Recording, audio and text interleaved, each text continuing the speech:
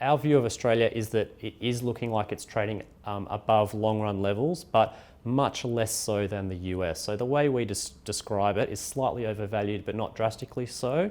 And long run nominal returns, i.e. over the next decade, shouldn't be too different from long run averages. That said, we do see significant pricing differences within the Australian market.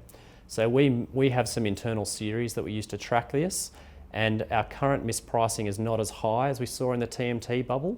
So at that time you had technology stocks, which were at that stage things like mobile phone companies trading at very high multiples, and more boring stocks, if you will, like Borals of the world trading at very low multiples.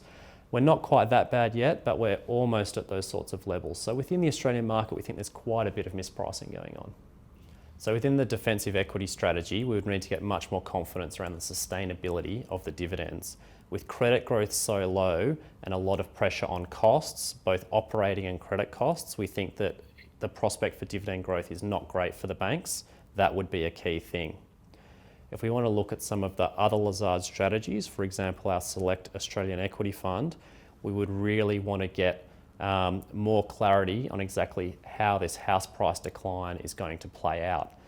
At the moment, we think there is a tail risk that becomes quite a damaging phenomenon. It is not our central case yet, but we just want to watch and see how that evolves. So a bit more evidence there would be what we need to see for our more mainstream funds.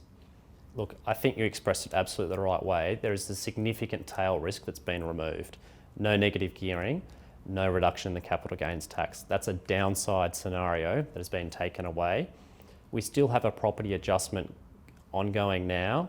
That has been going on this property cycle has been going on for 25 years. As much as we think elections matter, there are other factors too. So let's just see how that plays out. It may be that this solves that problem and the property price falls stop. I suspect that's unlikely, but that could be the case.